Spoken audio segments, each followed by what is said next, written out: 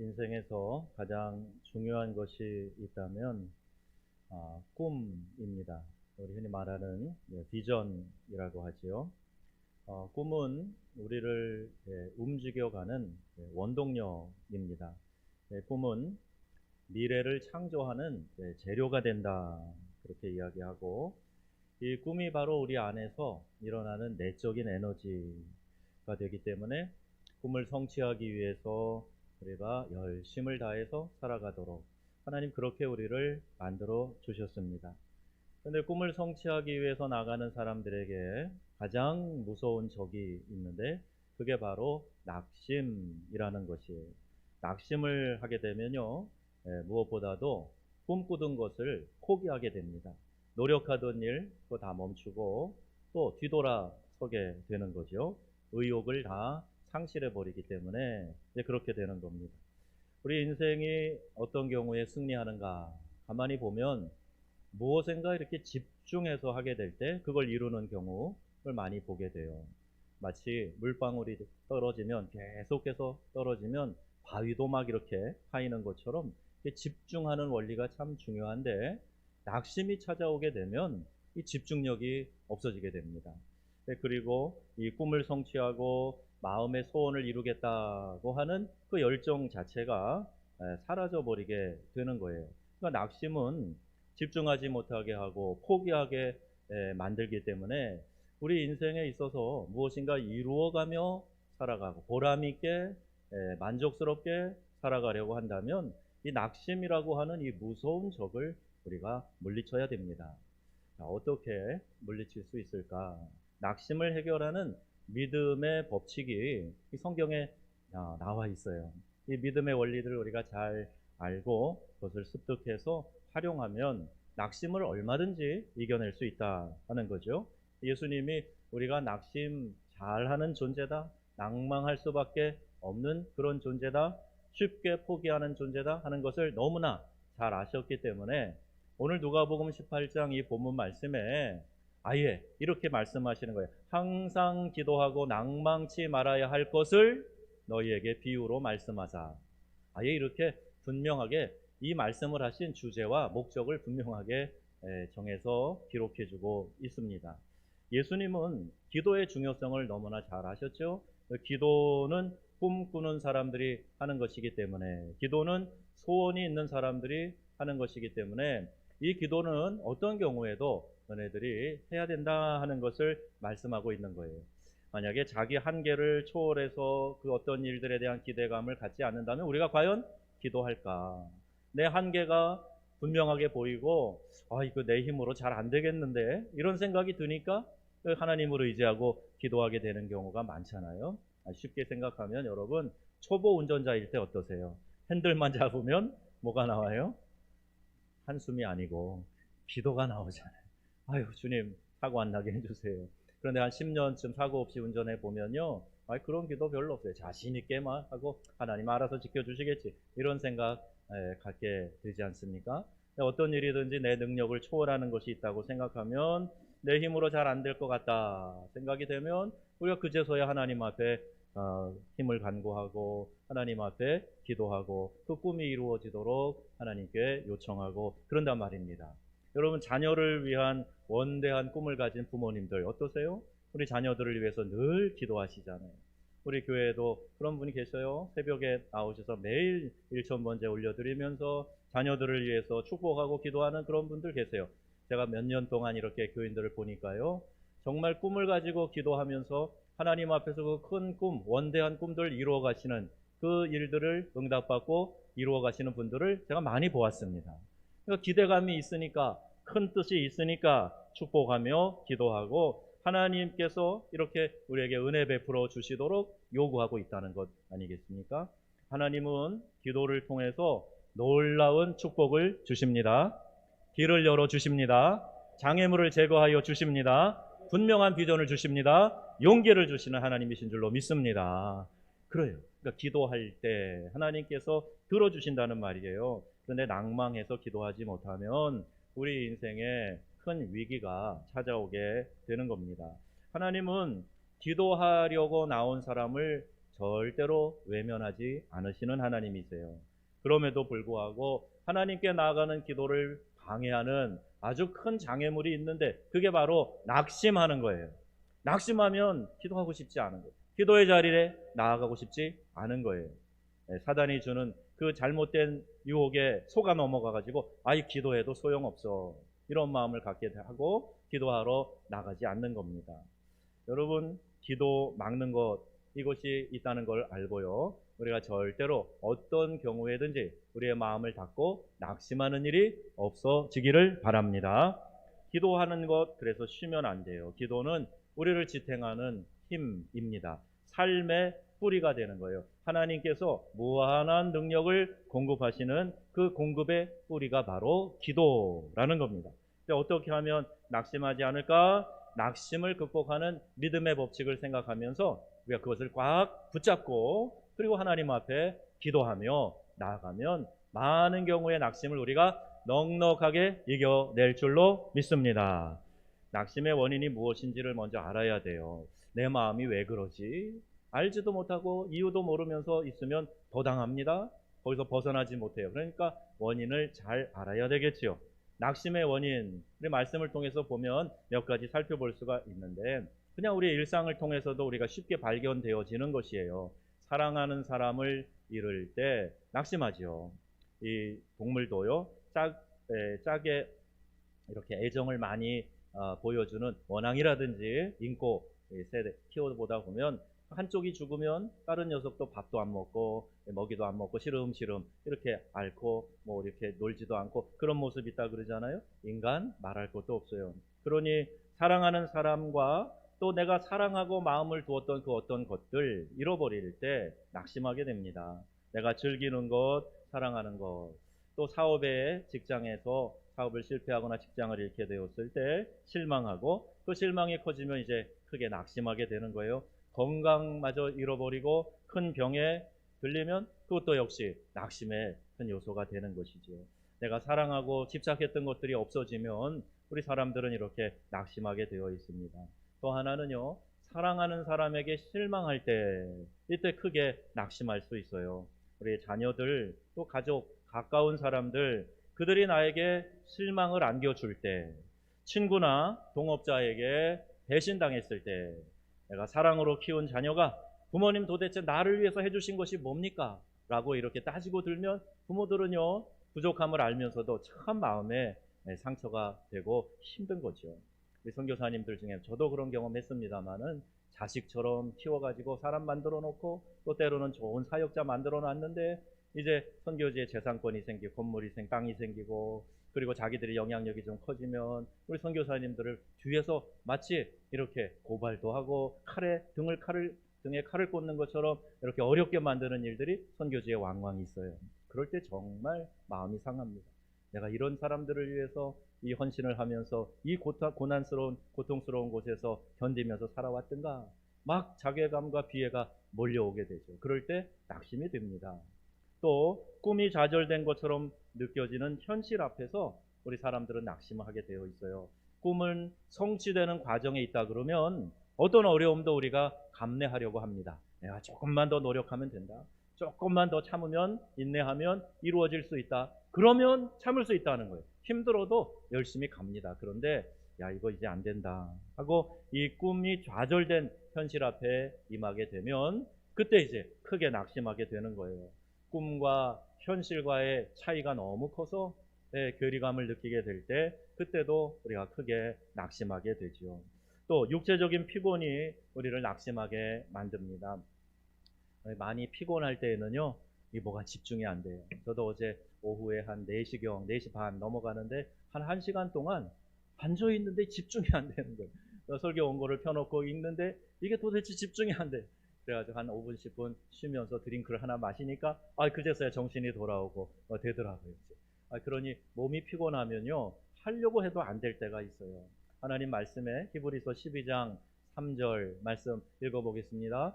너희가 피곤하여 낙심하지 않기 위하여 죄인들의 이같이 자기에게 거역하신 일을 참으신 자를 생각하라. 아멘. 줄여볼까요? 피곤하여 낙심하지 않기 위해서 누굴 생각하라는 거예요?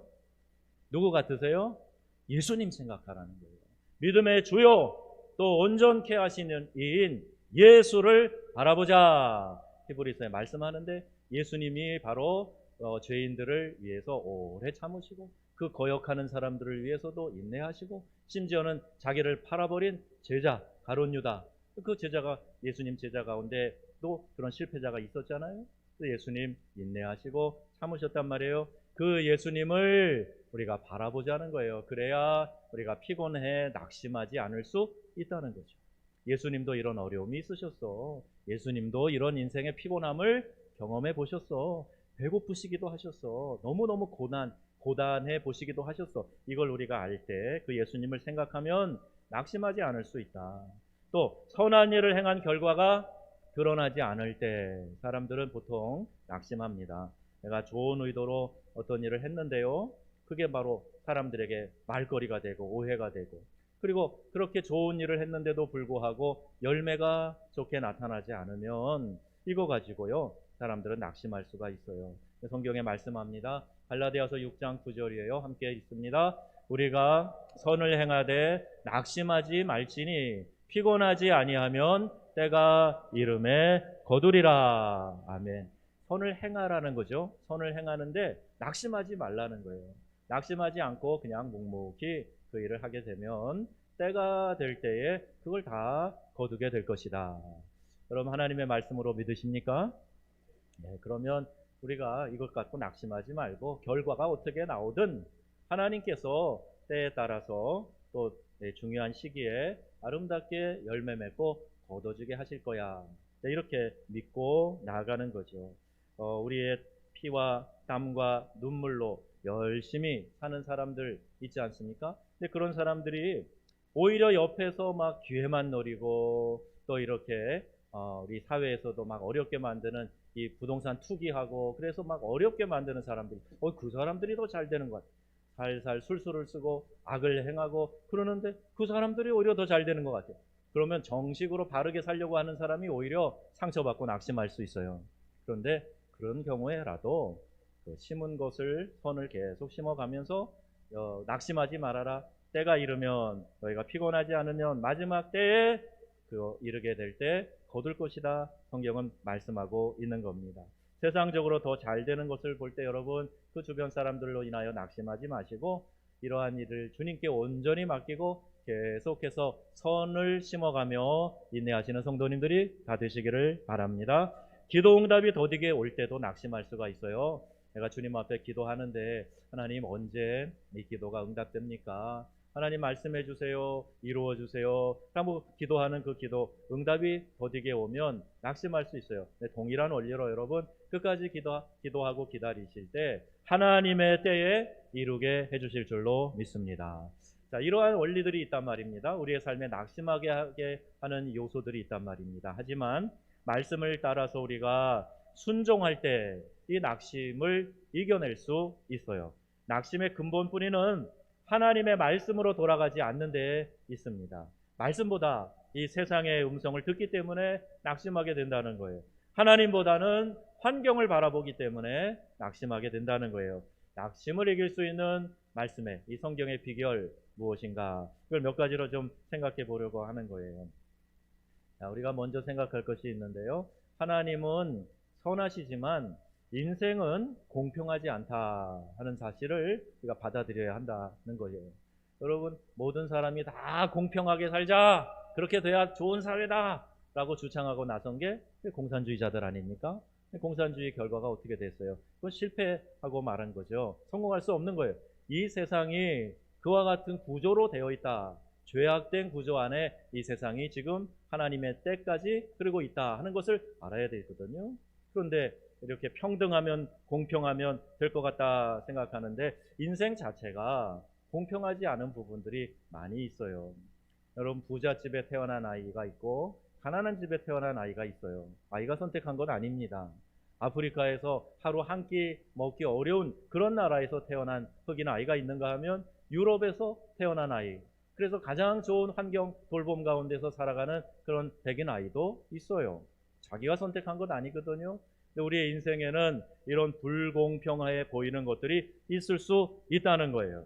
이 과부도 억울한 사정을 있었어요. 또 사랑하는 사람도 잃었어요. 그리고 가서 호소를 하는데 잘 들어주지 않아요. 만약에 신분이 있고 또 뭐 이렇게 부자이고 그렇다 그러면 이 재판관이 그렇게 했을까요? 불공평한 거에 분명히 있단 말입니다. 근데 여러분 한 가지 알아야 될 것은 이 세상은 불공평하지만 하나님은 선하시다 하는 거 알아야 돼요. 하나님은 선하시다. 결국 하나님께서 그 선을 이루어 주신다는 거예요. 그렇게 참 놀랍게도 고아들을 통해서 위대한 일이 이루어지고 어려운 환경에서 자란 사람들이 또 훌륭한 일을 하는 것도 우리 많이 보게 됩니다. 세상에 위대한 업적을 남긴 사람들 가운데 그래서 장애자도 있고요, 고아 출신들도 있고요, 가난한 환경을 이기고 성장한 그런 사람들도 많이 있어요. 또 바울은 그 영적 원리를 깨달았습니다. 그래서 로마서 8장 28절에 이렇게 말씀하네요. 함께 읽습니다. 우리가 알거니와 하나님을 사랑하는 자 곧 그 뜻대로 부르심을 입은 자들에게는 모든 것이 합력하여 선을 이루느니라. 아멘. 하나님이 선하시다 그랬죠. 어떤 환경이든지 어떤 조건이라든지 여러 상황이 좋지 않아도 하나님께서는 불공평한 이 세상에 사는 우리가 하나님을 사랑하고 하나님을 의지하고 하나님께 간구할 때 그 모든 악조건들도 합력해서 선을 이루어 주신다. 이 말씀을 하고 있는 거예요. 요셉 노예로 팔려갑니다. 그것도 형들이 팔아버렸어요. 그런데 이집트에 가서 고생했지만 결국 이집트의 총리 대신이 됩니다. 그래서 그 지경을 먹여 살리고 살리는 역할을 하지 않아요? 에스더 고아로 자랍니다. 그런데 오빠 모르드게, 그것도 사촌 오빠 모르드게가 잘 키워줘요. 그래서 페르시아의 왕비가 됩니다. 미국의 링컨 대통령 초등학교도 못 나왔어요. 그런데 지금도 미국 사람들이 존경하는 대통령으로 손꼽고 있습니다. 분명히 환경이 바뀐 거죠. 상황이 바뀐 거죠. 누굴 통해서 바뀌었어요? 하나님께서. 링컨도 어려서부터 그 부모님이 물려준 신앙으로 잘 자란 사람이에요. 그래 하나님이 상황을 바꾸어 주시는 거예요. 그러나 여러분, 하나님은 선하시다. 그런데 인생은 공평하지 않은 것도 있어. 이걸 먼저 인정하라는 거예요. 그래야 낙심하지 않을 수 있어요. 왜 나는 이런 형편에 태어나서 이 고생을 하고 부모 원망하고 이렇게 살아가는 거, 이거 하나님 앞에서 좋은 신앙의 자세가 아니죠. 하나님은 선하시기 때문에 그 하나님을 의지하는 것, 이것이 좋은 신앙의 자세가 됩니다. 또 하나 알아야 될 것은요, 이 말씀 묵상이 낙심에 있는 사람에게 용기를 준다는 거예요. 고난 중에 있을 때 쉽게 낙심할 수 있습니다. 그 고난과 낙심을 이길 수 있는 길이 뭐냐? 말씀 묵상하는 거예요. 말씀을 내 안에 가득 채우는 겁니다. 말씀을 통해서 하나님의 사람들을 생각해 보는 거예요. 하나님의 사람들, 성경에 있는 인물들은 그 고난을 어떻게 이겨냈지? 어떻게 그 낙심의 문제들을 극복했지? 이걸 말씀을 통해서 배우는 겁니다. 또 무엇보다도 말씀은 우리를 살리시고 우리의 낙심된 마음에 평강과 기쁨과 소망을 주시는 거예요. 그러니까 말씀을 우리가 깊이 묵상하면 이 소망의 말씀이 우리 안으로 들어와서 낙심하지 않고 다시 일어날 수 있도록 우리를 살려주시는 거죠. 시편 119편에 시편 기자가 이렇게 고백합니다. 이 말씀은 나의 곤란 중에 위로라. 주의 말씀이 나를 살리셨기 때문이니이다. 아멘. 내가 곤란한 형편에 처해 있을 때 나를 위로해 주시고 말씀이 나를 살려주신다. 이것을 깨닫고 고백하고 있는 거예요. 자, 또 하나 우리가 좀 생각해 볼 것은요, 사람들은 사랑해야 될 대상이지 신뢰하고 의지하고 그렇게 할 대상이 아니다 하는 것을 한번 알자는 거예요. 우리는요, 인간관계 때문에 낙심할 때가 참 많거든요. 멀리 있는 사람이 아니고 또 가까이 있는 사람, 또 가족들, 남편과 아내 때문에 크게 낙심할 수가 있다는 말입니다. 그런데 우리가 낙심하는 것은 상대방에 대해서 지나치게 높은 기대를 가지기 때문에 낙심할 수 있어요. 자녀 때문에 막 속상할 때 있으시죠? 왜 그런가 가만히 보면 내 자녀니까 기대가 막 이만큼 되는 거예요. 근데 그 기대만큼 기대는 고사하고 그렇게 너무 못하니까 막 속이 상하고 낙심하게 되는 거죠. 사랑하는 사람에 대한 기대가 높을 때 그럴 수가 있습니다. 내가 베푼 사랑에 대해서 보답할 것이라는 기대를 갖고 있는데 그 기대에 흡족하지 않게 보답이 안 된다. 전혀 안 된다. 그러면 낙심하죠. 도대체 이럴 수가 있어? 생각하게 되죠. 그 사람들이 내가 생각한 대로 변화될 것이다. 기대를 하고 여러 주문을 해보지만 사람 잘 안 변합니다. 근데 변할 줄 알고 했다가 나는 속만 상하고 괜히 말한 걸 후회하게 되고 그럴 수 있다는 거죠. 그런 기대들이 높을수록 우리가 실망하게 되고 실망이 잦아지면 낙심할 수 있다는 거예요. 우리가 사람을 향해서 해야 할 일은요, 사랑하고 용서하는 일입니다. 뭐라고 그랬어요? 사랑하고 용서하는 일이에요. 인간 별 수 없습니다. 실망할 수밖에 없는 존재가 인간이에요. 내 생각과 똑같은 사람, 같이 이불 덮고 사는 사람도 그렇지 않아요. 많이 이해는 할 수 있는지 몰라도 똑같은 사람 없어요. 여러분, 반면에 내 자신도 다른 사람에게 마찬가지입니다. 나도 다른 사람에게 그런 실망을 안겨줄 수 있는 그런 존재다 하는 사실을 알아야 되지, 나만 실망하고 나만 상처받은 거라고 그렇게 생각하는 것도 그 착각이에요. 서로가 불완전한 사람들이기 때문에 사람은 그냥 사랑하고 용서할 대상이지 그렇게 높은 기대를 가지고 기대하다가 실망하고 그런 거 아니다 말씀하고 있는 거죠. 또 하나 있어요. 꿈의 성취는 생각보다 더 많은 시간이 걸리고 더 많은 뭐를 지불하라고요? 대가 지불해야 돼요. 많은 사람들이 꿈을 꾸기는 하는데 성취하는 사람들이 많지 않은 이유가 바로 여기에 있습니다. 성공에는요, 지름길이 없다. 여러분 들어보셨죠?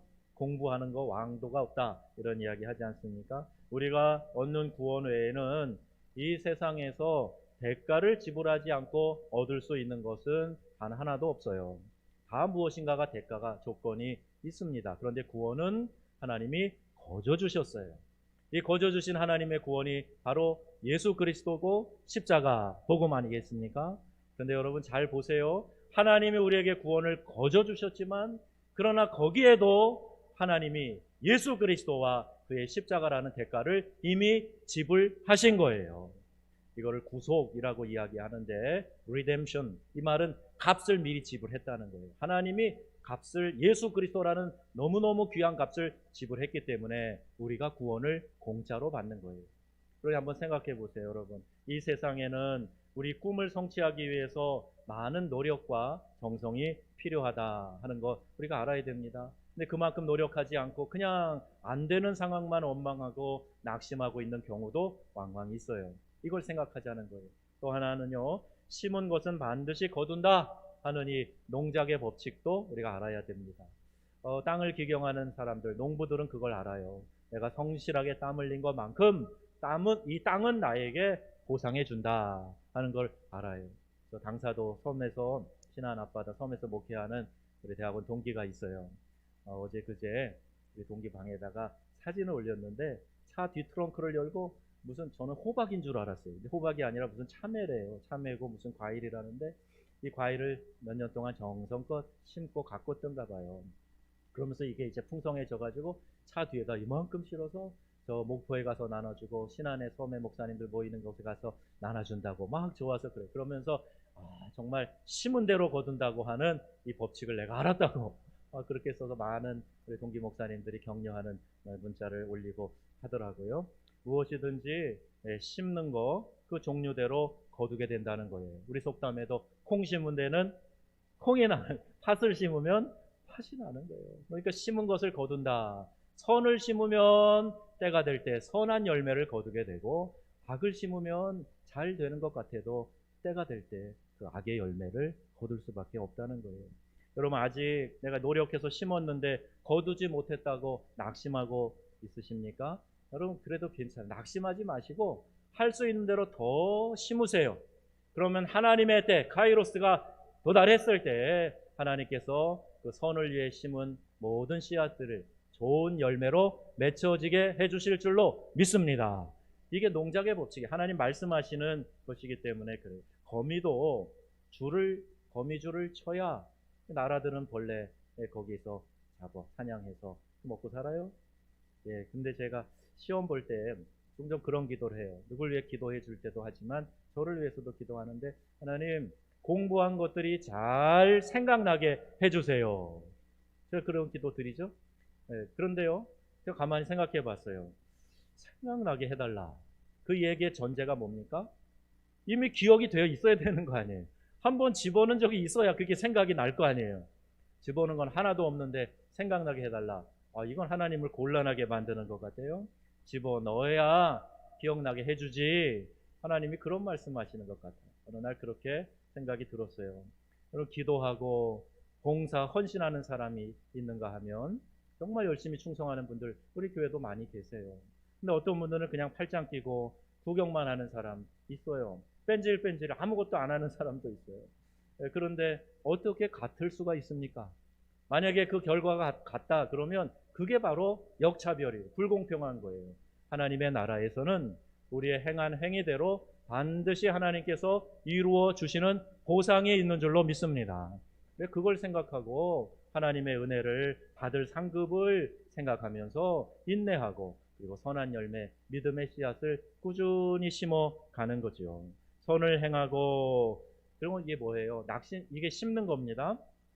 낙심하지 않으면 때가 이름에 거두리라, 이 말씀 아니겠어요? 먼저 선을 행하는 일, 심는 일이 우리 가운데 있어야 되고 그 다음에는 낙심하지 않을 때가 되면 이루어 주신다, 이 말씀을 하고 있는 겁니다. 여러분 기억하세요. 내가 심는 것은 반드시 거두게 된다 하는 사실을 꼭 기억하시기 바랍니다. 그러니까 좋은 거 심으셨으면 기대하세요. 낙심하지 말고 좀 기다리세요.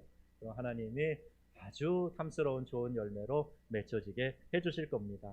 또 하나 이제 생각할 것이 있는데, 깊은 바닥에 내려갔으면 이제 올라갈 때를 생각하시면 됩니다. 이제 내가 이만큼 내가 내려가서 내 인생 끝난 것 아니냐? 아니요, 이제 새로운 시작이 되는 거예요. 모든 것이 다 사라져버린 느낌을 가질 때 이상하게 사람들은 오히려 편안함, 자유함을 누리게 된다는 거예요. 더 없어질 게 없으니까 아이고 이제 나는 뭐 해볼 대로 한번 해보자, 이렇게 하기 때문에 오히려 마음이 자유를 얻을 수 있다는 거예요. 더 이상 내려갈 바닥도 없고 잃어버릴 것도 없고 자 이제 올라갈 것밖에 없네. 새벽에 동 트기 전이 제일 어둡다 그러죠. 밀물 썰물 있는 조수간만 차이가 심하니 서해 바다 보면 제일 물이 많이 빠져나간 때, 그때 이 썰물이 조수의 전환점이다 하는 거, 이제 그 다음엔 들어오기 때문에 이렇게 우리가 알고 있어요.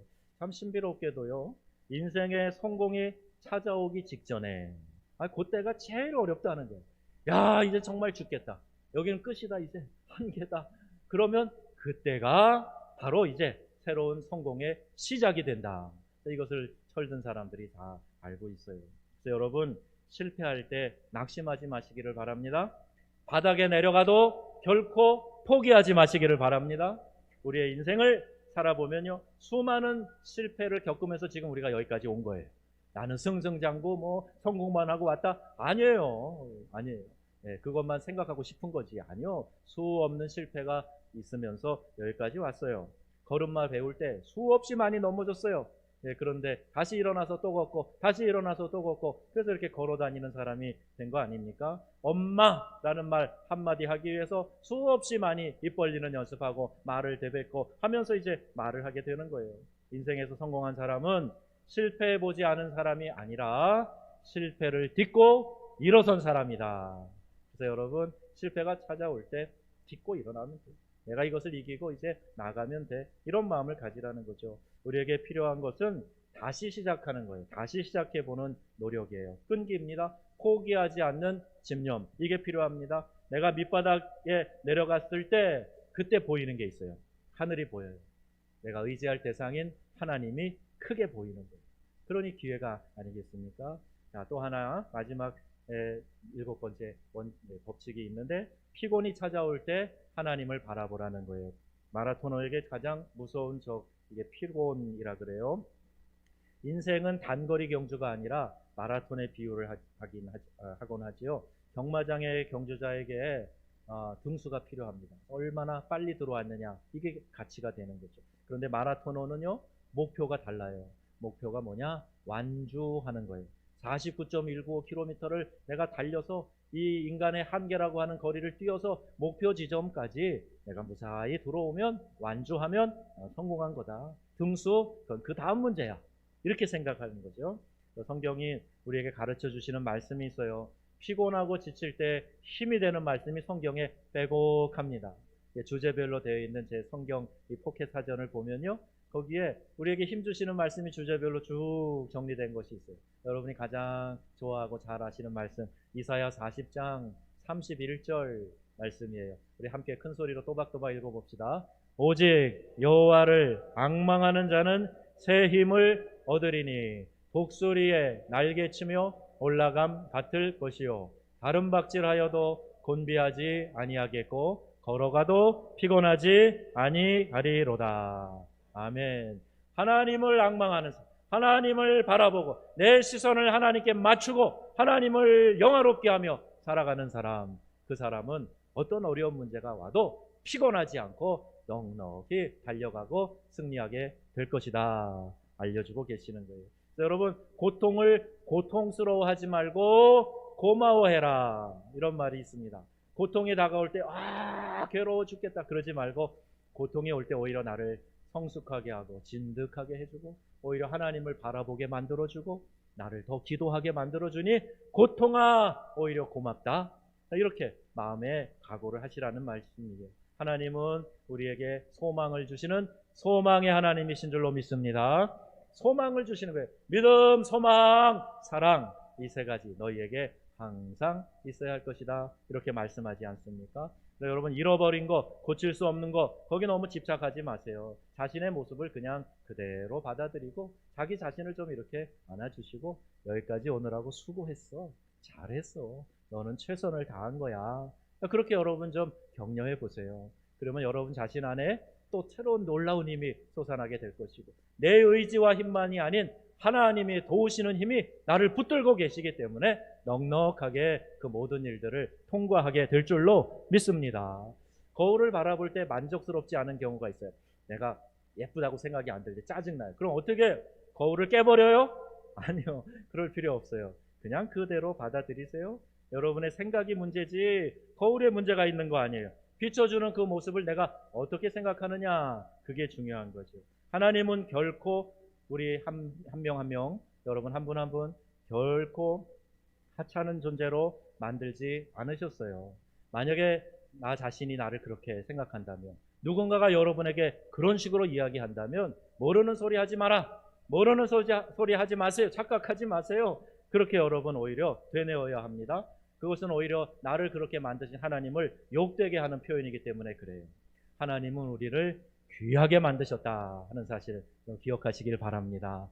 더 잘 기억하시도록 옆에 있는 분 좀 쳐다보시고 말씀해 주세요. 당신은 하나님의 위대한 걸작품입니다. 이렇게 말씀해 주세요. 당신은 하나님의 위대한 걸작품이십니다. 이 세상에 당신 닮은 사람 없어요. 최고예요. 훌륭하신 분이에요. 왜? 하나님이 그런 기대로 여러분 한 분 한 분을 만드셨기 때문입니다. 고독하실 때는요, 고독을 즐기세요. 그리고 그걸 고마워하세요. 상처 때문에 상심하지 말고 그 상처를 오히려 여러분 귀한 것으로 여기세요. 그것을 통해서 내가 다른 사람을 더 이해하게 되고 바라보게 되고 그들의 상처를 또한 감싸줄 수 있기 때문입니다. 고독하십니까? 이 고독이 큰 저주인 것처럼 막 고독을 피하려고 여기저기 헤매고 다니고 즐거움 찾으러 다니고 그러지 마세요. 고독을 그냥 즐기세요. 예수님도 그러셨어요. 홀로 새벽에 한적한 곳에 나가서 기도하셨어요. 그때 하나님과 독대하며 하나님과 더 가까이 새벽 미명에 교제를 하신 겁니다. 고독을 하나님이 주신 기회로, 선물로 그렇게 선용한 거죠. 낙심과 외로움을 주님께로 이끌어주는 친구로 삼으세요. 낙심이 자꾸 찾아오게 되고 또 외로움이 찾아오게 되고 그러면 잘됐다, 내가 이 기회에 작정해서 하나님께 나아가리라, 작정해서 기도하고 하나님과의 거리를 가까이 지근거리로 만들고 주님과 더 깊은 교제를 나누리라, 이렇게 생각하시란 말이죠. 고독한 중에 하나님께서 우리에게 세미한 음성을 들려주시거든요. 그 음성에 귀를 기울이고 더 잘 듣는 기회가 됐다, 잘 됐다. 주변에 막 사람들 이야기하면 안 들리지만 고독할 때, 외로울 때, 나 혼자 한적한 곳에 있을 때 하나님 말씀하시면 더 잘 들린단 말이에요. 그러니까 얼마나 좋은 기회가 되겠어요.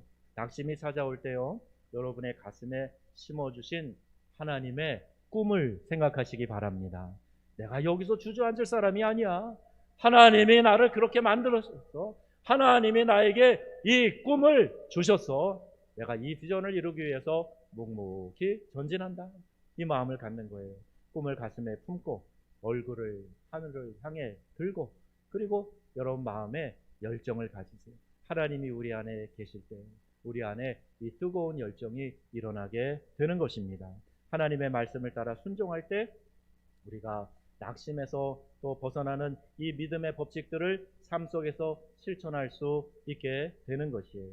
오늘 여러분이 말씀을 붙드시고 여러분이 낙심 가운데 있는 상황들이 꼭 주어진다면 넉넉히 우리 하나님 바라보시고 그 말씀에 믿음으로 순종하시고 지금도 선을 행할 좋은 열매들, 그 씨앗들을 심으셔서 우리 주님의 날에 크게 칭찬받고 상급받는 저와 여러분들, 우리 명성의 가족들 다 되시기를 우리 주 예수님의 이름으로 축원합니다. 아멘.